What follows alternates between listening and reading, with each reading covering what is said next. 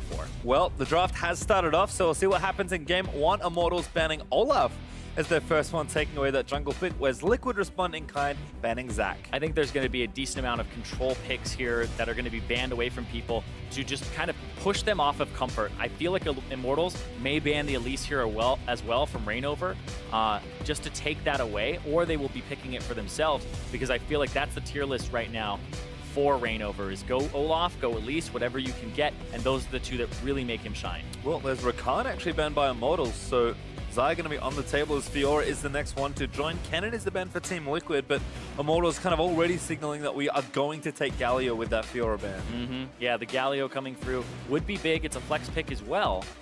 And we'll see, the Galio being banned away.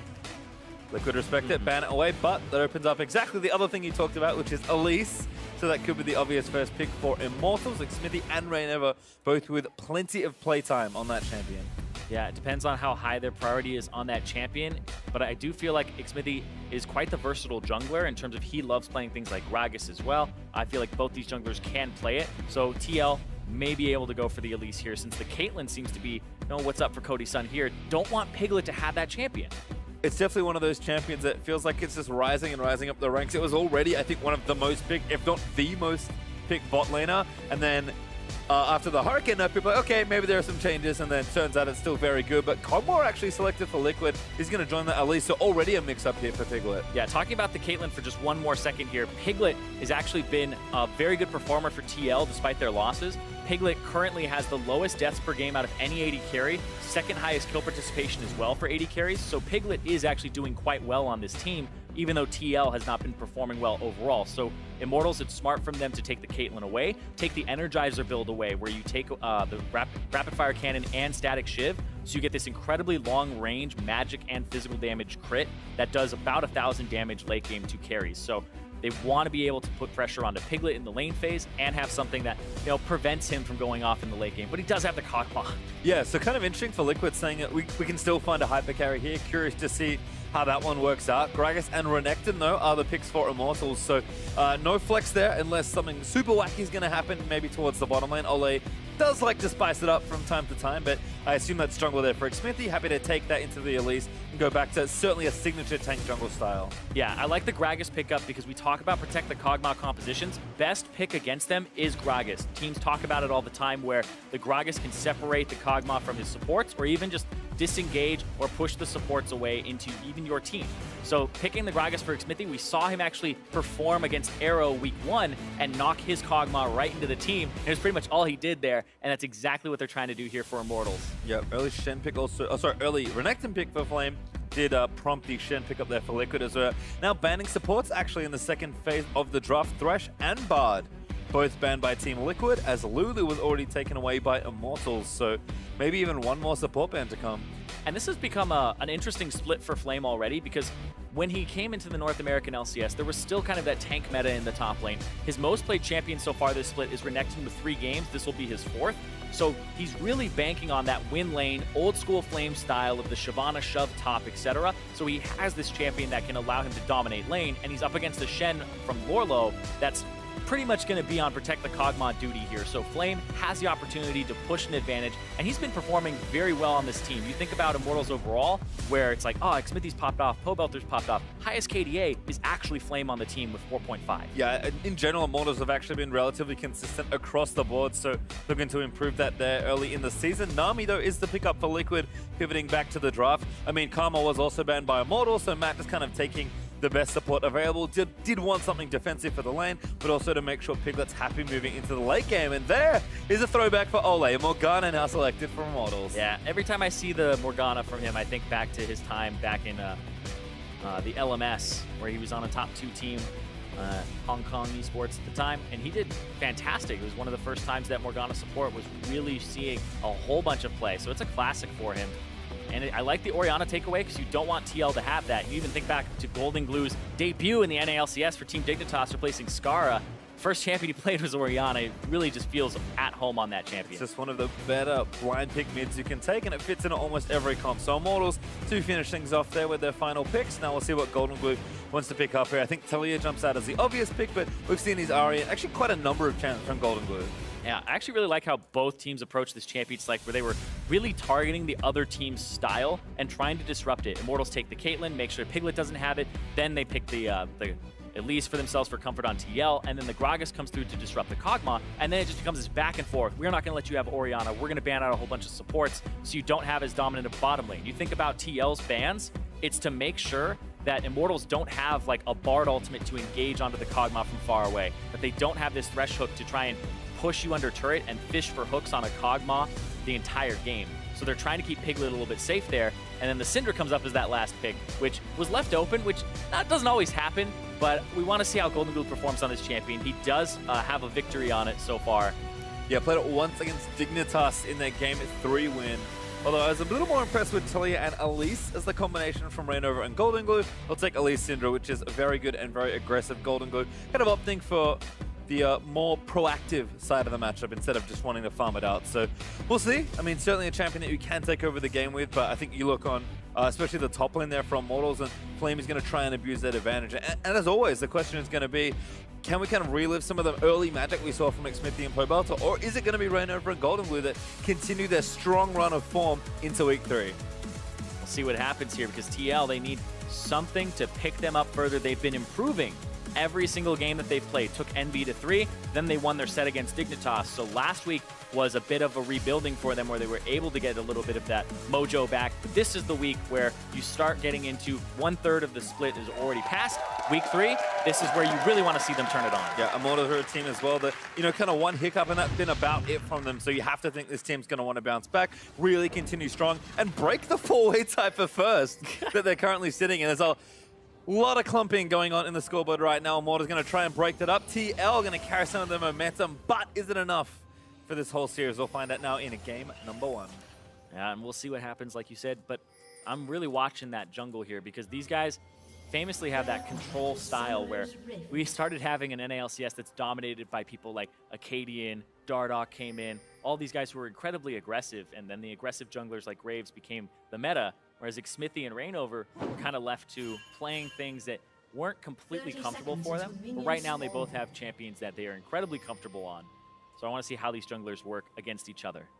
Well, looks like Xmithie and Reno have already had a meeting. Flame actually going to roam behind his jungler, trying to get some information on the Raptors. Spiderling gonna miss Flame. And they're just looking for that ward there on the Raptors to disrupt. Yeah, level 1's kind of got to a point where I think all the teams know what's up. Everyone just spreading out, wanting to get whatever information they can, but nothing too crazy going to happen here. In fact, Cody's still playing very far back into that brush, likely trying to spot for TL peeking in for a ward or two. Ooh, actually a red ward there for Flame. So Lolo is going to spot him. Rainover again going to try and slow him down, but Flame will get out safely. Golden Glue comes into cover just in case, and looks like there's a ward on the Raptor camp already. I think TL might have defensively placed one. Nope, I'm dumb. Can't see They haven't put one. Yeah. All good though. Don't worry about it, Pastry. You're not dumb. Hey man, it's hard to see the minimap sometimes. Yeah.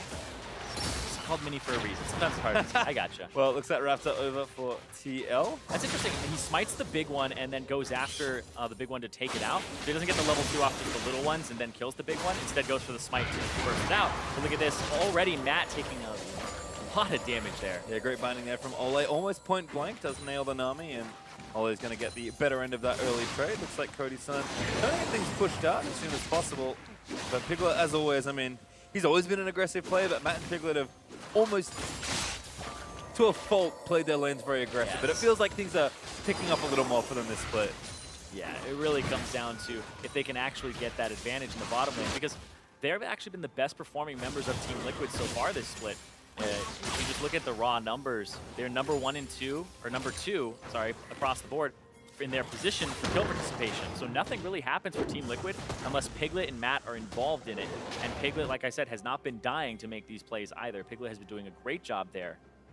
Well, a nice ward actually from Immortals is going to spot Rainover, but Rainover moving all the way down, going to force Xmithie off that attempted blue steal. There's actually only the Krug camp left in his side of the jungle as he moves back down towards the bottom. So TL's good warding on their own is going to make sure to spot that out, and Rainover not going to lose anything here. Yeah, so Rainover really good in his jungle, whereas Xmithie actually a little bit behind here. He's going to the other side of the jungle there. And he's actually far behind. Rainover will be able to hit level 4 here, and Xmithie's still just on that level 3. Yeah, the blue still going wrong actually really costs Smithy a lot in the early XP department, so should be fine as he hits his walls, but Rainover, a player that is so adept at power farming on almost any jungler, should be happy with the lead he's built up for himself already. So pathing looks decent there, but Rainover is actually going to move in, and now it's his turn to try his hand at No cone. but no blast cone to repel, so he makes that a little tricky. Yeah. So he can't get completely behind for the gank. That's actually smart to look for that. I also want to talk about this bottom lane here. So when Doran's shield got changed to being every time you take damage from an enemy, you start regaining 20 HP over 10 seconds, it becomes pretty bad for Morgana, who spends a lot of mana to put down a pool. You take 1 tick of it, and then you get 20 health back. So you actually start healing the Kog'Maw pretty effectively by just throwing down the W and trying to get your Spell Thief stacks off.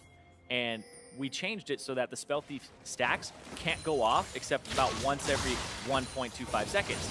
So they have to stand on the Tormented Soil for a long time for that to happen. So you usually spend a lot of mana for 1 tick, and it really doesn't help you too much in the lane either. So using it for harassment is pretty null, and you're actually helping the Kog'Maw more than you are actually hurting him. Yeah, thankfully, Caitlyn able to farm pretty safely through the lane, so I think Ole more doing it for that, as Matt barely misses getting hit by the next binding. Again, trading back and forth, Matt using those empowered orders to get aggressive, and Piglet actually moves forward, back into Ole, just firing. Oh. The bubble not quite going to hit. It's the heal pop there for Immortals. Now Root there on put down the headshot. The next kill, the headshot though. He's going to get the kill. Now Piglet still chasing his Rainover. They He's could lining up dive. a dive. They could dive here. Cody's Sun very low. That might even kill him right off the W. Oh my god, Ole! That was a disgustingly good flash! Now Rainover still chasing Cody's He Sun. I can think chase Cody is able to get the kill. Immortals outplay TL at every turn. Wow, that was Cody's Sun just coming up huge there. He was chasing him down, and then he actually could have changed forms and didn't go for that last auto. Didn't think he had the range there either. But that puts Piglet in a lane where he's going to deny a decent amount of CS here if he can push it to the turret. Beautifully played. Ole here walks forward from the bubble, a very aggressive move that you don't expect to happen here as they're losing the trade. Matt puts him in a catch-22 situation where he has to walk up. Good exhaust, but then the binding to the face, the trap afterwards. Cody's Sun then shoots it off as the exhaust comes down, and Piglet is just trading very heavily. They don't have a minion wave here, and this from Rainover, the W doesn't kill him, and Cody's Sun gets out, but I gotta say, Ole, that was good. Flash the cocoon, throws the binding, but Rainover and him both did the same thing. That was sick. Well, really nice stuff there, but Immortals do come out ahead in the trade as TL still roaming aggressively towards the bottom side of the map. 3 members stacked on top of a pink ward, but Ole gonna find them there. Nice little Tormented Soul to check. Yep. And looks like just some vision placed down instead. And this is the jungle control that I was talking about for Team Liquid, where Rainover very early, especially Smithy too, on getting themselves a Tracker's Knife. Not going for any of those Skirmisher Saber, not the Meteor style Elise at all. Making sure that they have the vision control and placing it in the enemy jungle. I feel like a lot of action now. Talk about it that it might happen in that mid lane, but you got to pivot here because this is the bottom lane. Looks like they're going to be very aggressive here. Both Piglet and Matt have been struggling this split so far in terms of actually making the plays they want. Granted, they've been very good players, but like you said, aggressive to a fault sometimes. And it does feel like, yes, even though Piglet and Matt are kind of getting it back together and building more synergy, I mean, as far as start of the splits go for players, I mean, Cody's and Ole have actually had an incredible start to the summer. I mean, this is a 2v2 that Doublelift himself was giving a lot of respect to early on in the season. And we've kind of seen that bear fruit in their win versus TSM because they've looked almost better than everyone else. Yeah, Ole was up there in terms of votes for all NALCS support. And then you look at Cody's Sun, and he was second or first in a lot of people's minds for rookie of the split. So now in his sophomore split here, Cody's Sun, see what he's able to do here. Landing does land on a Rainover. Cody's Sun has to go over. Actually reset the red as well, so Cody's Sun with the Morgana shield just blows up Rainover.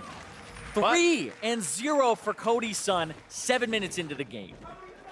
I mean, he's down a little bit of CS, but he's not too ashamed at all. Should be ahead in gold by a pretty comfortable amount as Rainover caught once more in the wrong place. Yeah, he's going to start pushing this, and he's got some CS to pick up as well. Cody's Sun's in a great position, though. This is a position where even if you're the Kog'Maw and you have the Nami, it's hard to contest. And look at this, off the top lane, able to force Lorlo back, apparently. No teleport available, so Flame, we talked about how he's been dominating the lane, already up 21 CS over the Shen, and they're just playing winning side lanes. Immortals are trying to play to those side lanes. Ooh, Goku actually getting aggressive on the Pobalster, does get the ulti down, Shockwave's gonna hit, but Stand United could keep him alive. Pobalster does bust the wall, but Lolo does not dare go over. I was like, don't flash after that, but he actually loses so much top lane. They're going to lose their Krugs, and now they're also going to take a lot of damage on this top turret because Xmithie has that red buff, and it'll help deal damage to that turret. Yeah, going to need one more wave, but it's not too far behind them as Xmithie, I think, going to leave and start some jungling. Lolo moving back up towards that top lane, but will be spotted by Immortals' nice deep vision. In fact, Xmithie might even stay, but Lolo instead takes the safe way around.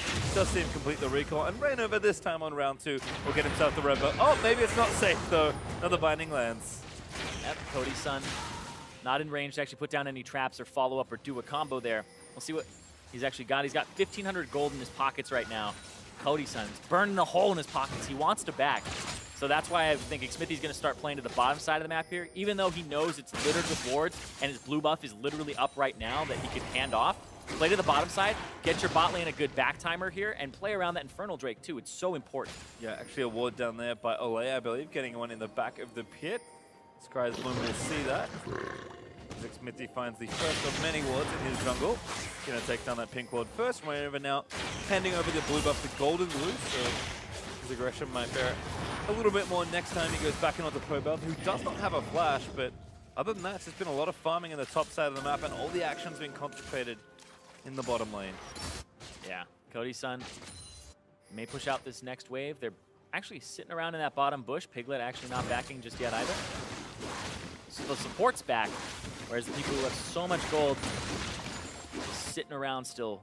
Nah, nobody helping him out for those backs just yet. I mean, it's one of those things I think Piglet as a player does get a little greedy sometimes, wants to stay for as many waves as farm as possible. Cody's son's like, well, I'm winning the lane, so I don't really need to do too much health. Might as well stay and get my farm too. Yeah. It's also a cannon minion wave, so it's good from Piglet to back on this wave, and he actually will probably get a better back timer here. We'll see how much he actually misses out on, but purchase himself parts of the Bilgewater Cutlass. Can't complete it just yet. But that's really what he's stuck with here, whereas Cody's son will be able to get himself a decent amount here, sitting on 2,200 gold as he's pushing this wave out. Yeah, kind of curious to see exactly how he puts this build together. We tend to see full the IE same first build order from a lot of them, but IE first has tend to trend it back now that Hurricane's not picked up Yeah. as much. And there you go, full IE first. So talk about power for Caitlyn. Usually does go through a bit of a trough in that mid game, but not going to be the case here for Immortals. Oh yeah, and the reason that people go Infinity Edge first, like from a number standpoint, before it was like, oh, combining it doesn't give you anything. But we actually buffed it, so now it's 70 AD instead of 65. So the combine gives you 5 AD, memes aside. But also, Caitlyn's headshot damage scales with her critical strike increase as well. So this is a headshot-focused build that if you get yourself a trap early, you're bursting somebody incredibly hard. Well, might see that come to pass here around this next Drake fight as Piglet does clear out the pink ward and get some vision down in that tri-bush. Ole was busy trying to clear the other side of it as Cody's son puts down his own ward. Now going to get that bush back in their control. Reignover again, wrong side, but he repels back to the Drake. Should be okay there, but collapse is kind of coming here. Pobelta not able to find the angle on the fight, and Xmithie behind him. He's going to make sure he stays safe though. And if you're Reignover right now, you're in an awful position in terms of the game. And this could be a game where Reignover looks like he's completely shut out. Look at this though. Pobelta going to force here. Xmithie, yep, going to force the flash out. Just threatening once more with the after the body slam. And now ulti actually burned back down. A huge amount of burst onto it. Here comes Shen. Shen in there. There's flash on for Lolo. Shield not enough as Golden Blue does get credit for the kill. But now Flame coming down. He's Renekton.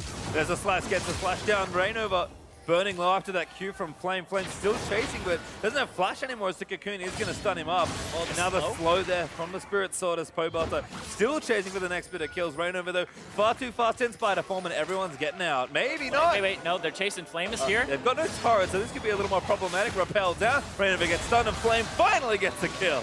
Yeah, now they also have Morgana top, so it's 3 people strong on the top side. Ooh, Piglet though looking for Cody's son. Great wave there from Matt's going to knock him up. No, the flash all the way through a very wide shot as Ole does get the ulti down onto Lolo. Binding follows in, Flame looks for the stun, does land on the other side, and he gets a second kill. And they're just getting ripped apart across the map here. They didn't get the play that they wanted on the bottom side for TL, and Immortals take the top tier 2 after having a really good play that went all the way through the map. 4,000 gold ahead for Immortals at under 13 minutes, and now another play is being set up here. 2v2 going to start, and Xmithie has got his eyes on Piglet. It's a lightning round right now, just trying to get in there. Piglet, they know he doesn't have flash, so he just tried to use it, but they don't have ultimate from Xmithie either. No word to commit, just again going to zone them off and let Cody finish off the creeps here.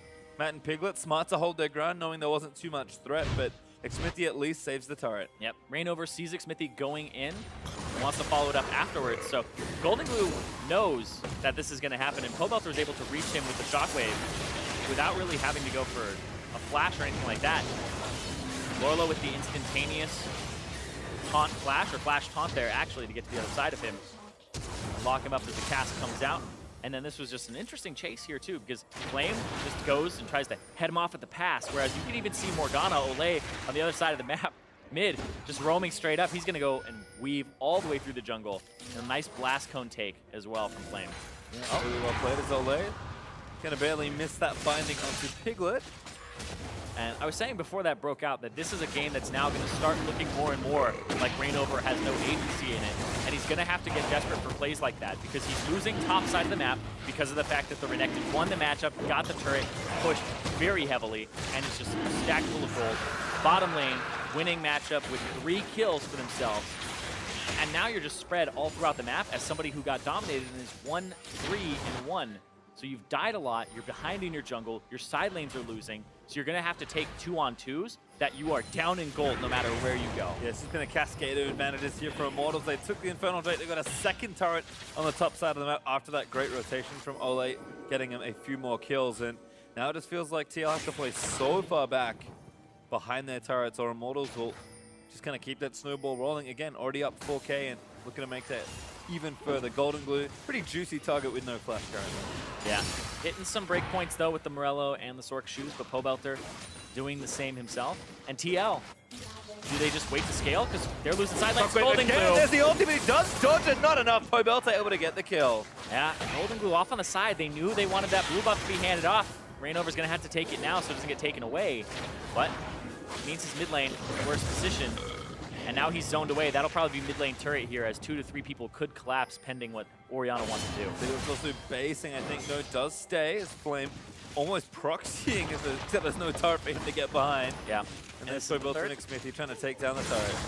Yep, third person showing up here. Flame going in, moving forward as Pobelter zones one off with the ball. Doesn't have his ultimate back up just yet, but will have enough to burn down the turret. That's a third turret very quickly for Immortals, and you can kind of see that again with how well bottom lane is going. There's a pretty obvious next point of attack for Immortals. So how the snowballs really started to shake out. It's just been a series of really good plays on the bottom, to start the bottom lane there, making sure they got ahead, and now moving up towards the top lane and taking over that side of the map. Yeah, the bottom lane was able to create a play on their own there with the dive and turn it around, even though it was one that Cody-san had to outplay mechanically, so it wasn't really a macro win there. But the macro win was the fact that they got the top turret and they got Flame very far ahead. Guy's 30 CS up. He has multiple waves to catch on top side, 2 of them. I think Smithy will be able to pick up the Rift Herald here, be able to drop it off in whatever lane he wants. Yep, powered recall back home. Gonna pick up, gonna go spend that gold as a 3-man squad of TL is gonna try and trade a turret, and looks like they should be able to get this one. And to get something back here for themselves, the first turret of the game. TL, like I said, Reignover's gonna have to go for trade plays like that. Top lane, he knows Xmithy and Flame are doing the Rift Herald after the call out. Go bottom, pick up that turret, and do whatever you can. Now they need to keep their Kog'Maw safe so he can scale.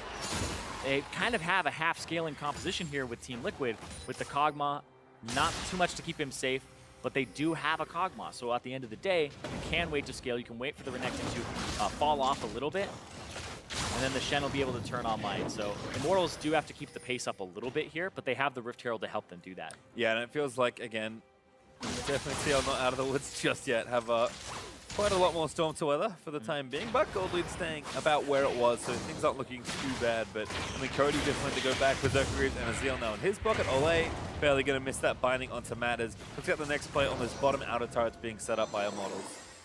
Yeah, Immortals want that bottom outer turret so they'll get wards in that bot side jungle from Team Liquid. I'm looking at Flame's build. Bilgewater Cutlass. We see the Blade of the Ruined King a lot now from Renektons. But then the double Ruby Crystal could be Spirit Visage, could be the new Randuin's. Ooh, No, great play Xmithy. again through the cocoon by Xmithy. Renever now going to try and book it out. Flashes in towards Matt, who heals him. But Xmithy happy to trade summoners there as both junglers now have flashes down. Yep, but they get that bottom turret, and now they'll be able to push up. Flame will have that middle wave, and then he has to go top to catch that wave. He does have teleport, though. Interesting that they're going to leave the Shen on the other side of the map. They have to get a lot done here. And that's why they're doing this. They're using the Rift Herald on this bottom turret. It'll do about half its HP, and then this will kill it right here. Yep, Smithy able to channel that and take it down. Instantly dies, actually. Smithy getting credit. Rainover does repel down to barely miss getting body slammed by Smithy. Wave will also disengage as Matt burns his ultimate to make sure his team stays safe. But 5 turrets to 1 right now. Lolo trying to get another trade going. Yeah, Lolo's going to try to get that top turret. Also, this gigantic minion wave is not going to be picked up by Flame here for a bit. So he's going to miss a decent amount of it. But I don't think he gets the turret. Yeah, he's too afraid to stick around. Doesn't have the damage to kill it either. So really, Immortals, big macro play there that paid off. Yeah, and they're actually still going mid. So, I mean, Lola being scared away despite having 2 globals. Immortals stick on the map. They're going to try and see it down this tier 2 mid. That also looks to be going pretty low. Although TL able to wave through the last few cards. They have to make a play now. Good stun by Rainover onto Smithy. Ulti there burnt by Golden Glue. Smithy is staying in as Flame going to TP and turn it back around. Pobelta doesn't quite have his ultimate just yet, but Flame is going to start it all off. First to stun down Lola, does get some damage down, but he has to dice out of the way as Piglet playing very far forward. Yeah, he saw the binding down, and he saw that Gragas off on the side, so he can play that far up, but now I just think it's going to be a little bit of a stalemate unless the binding lands. No binding lands onto Piglet, but no follow-up available. Cody-san gets some poke down with the Peacemaker. Pobelta threatening with the ultimate blade. Dies back in Pobelta! Takes out Rainover. Lola gets moved back with the shockwave as Pobelta barely escapes the clutch of the Piglet. Now Ole flashing forward, does land the binding, but takes a couple turret shots. Yep, Rainover gets picked up off on the side, but look at that. Immortal's so low. So many members are incredibly low right now. Look at that. Oh, another great binding. Cody. Not going to land it up. No, the bubble's there. Trap lands in, and that's going to be a kill. Cody gets another one. Turret goes down, and Immortals just looking so good this game. And I love this from them. They have those side lanes that they were able to win, and then it's just the systematic push of it. Right now, Infernal Drake coming up in 5 seconds. We'll see what they do after those backs, but Flame coming in from the top. Flash stuns Rainover, and then it looks like everybody's waiting to react, but Pobelter's already there, ready, flashes forward with the shockwave, and just barely makes it out, too. And then Cody-san doesn't really have too much mana to get in and escape just yet. So they wait, and then the binding from Olay on Matt. Oh, the trap came down right in time, and he picks him up after. Yeah, Bubble just a touch late there as Infernal Drake #2 goes over to Immortals, so continuing to just hold almost everything on this map. And I really like this from Flame, where he went for the Bilgewater Cutlass and didn't complete it. Instead, looked at the team, said, I need magic resistance against everybody on this team, including the Kog'Maw, not really armor or anything. So he's prioritized that. And now he's kind of pivoted his build from being a pusher to, there's no more outer turrets for me to push. We have to have some team fights against this team. So he's going to start going for a team fighting build where you can survive. And I really like that he's pivoted at this point. Cody in a out of position. Oh, there's a wave. No, can't flush it this time. Piglet grabs the shutdown. And then it's like, how did Lorlo get in that bush so far? Whoa, what happened there? Was that? I wonder who ordered that blast cone. Well, Golden Glue might get away as a result. Binding gonna miss as Golden Glue actually just dodges out of the way. And very slick escape there by Syndra. Yep. Something went a little pear-shaped there. Well, gets out with the blast cone. Oh. Wait, is he out? Yeah. Oriana's there too. I don't think he's out. I think he's done. Maybe not. Golden Glue, yeah, going to be on the ulti. Xfinity says, there's the body slam I was looking for. And now Rainover actually caught in trouble. Pobelta with a Banshee, able to face check it all. Does so much damage to take down Rainover. Yep. Piglet now going to try and turn it back around, but cannot walk through that ball. Shockwave's still available. Yeah, jungle mid synergy, you can see right there. 1, 5, and 2 for Rainover. He looks really bad this game, but a lot of that is off of the lanes, and you can't really play to anybody. And every time you show up for a 2-on-2, you're just going to get killed. Whereas Pobelter, really the beneficiary of a lot of what's been happening in this game, but I will say his shockwaves have been quite good. Yeah, I mean, Immortals again is playing so well as a unit. It's been map-wide excellence for this team for the first 22 minutes. And now a quick Baron. Lolo, he can maybe get in here, but there's just not enough with Rainover dead. Smite should be available for Smithy, able to cleanly take that one away, and Immortals just insanely far ahead. 9,000 quickly approaching 10K. And this is controlled aggression from Immortals. Lorlo has to taunt to get in that bush too, or else he wouldn't have been there in time, I believe. Then the minions would have seen him. But Cody-san wasn't accounting for that, and that's why Lorlo doesn't have taunt here. But it doesn't matter. They just pour so much damage into him. We'll see.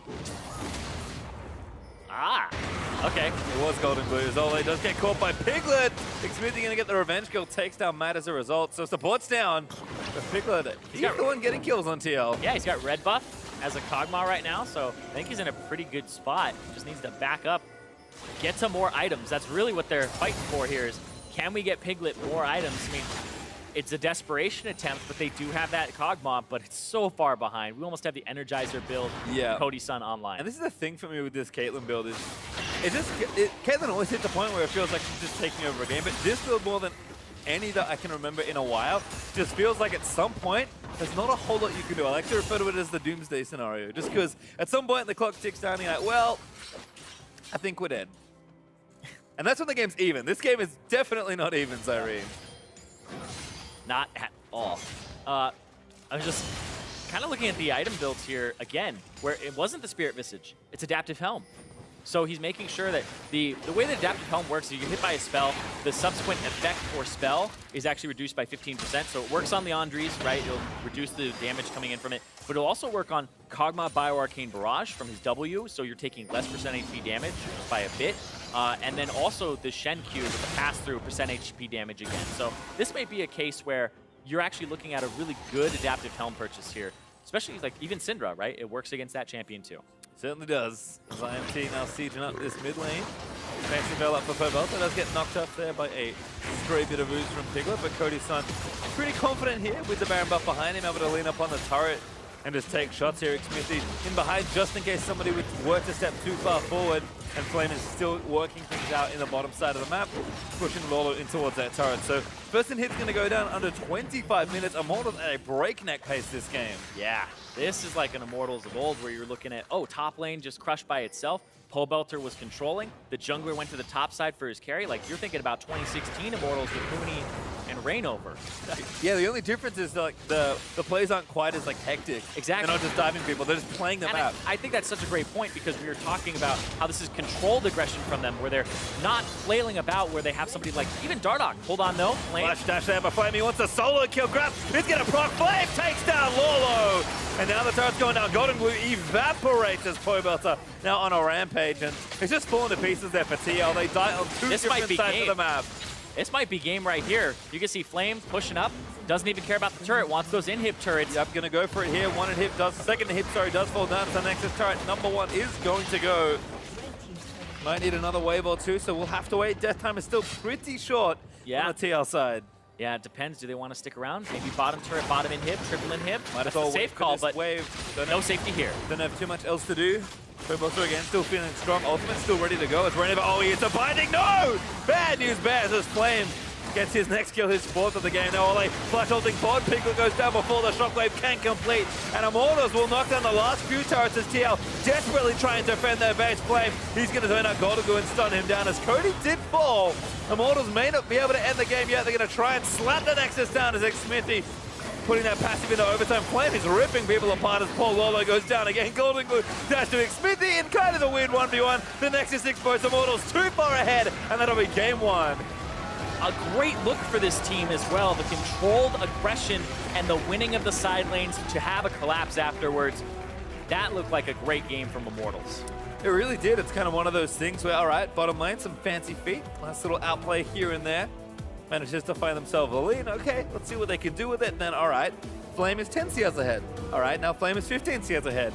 And then suddenly someone goes top and he's 20, 30 CS ahead. And it just feels like at that point, they make the play in bottom lane, they make the outplay in bottom lane, they make the play in top lane, and then the map just goes all over to Immortals and TL starts to fall apart. Yeah, TL really did fall apart, like you said. But I do have to talk a little bit about what happened for them, because Piglet, even at the end of the game, highest kill participation, lowest deaths on his team with just a single one, and he's highest damage in the game as well. So Piglet is still playing well on Team Liquid, and they're trying to find ways to play around him, but the Caitlyn takeaway really disabled that and put him on something that scales, and then they took away Orianna, and they took away all these things. So I really like the draft as well from Immortals because it played out the way it did with the side lanes winning. Well, it's not enough for the team playing that well, but for a deeper dive into that game one, let's send it over to the analysts. Thank you very much, Pastry Time. Immortals, high out of the gates here. They're not messing around today with the first victory in the series against Team Liquid, but I want to tee off of what Zyrene was talking about right there.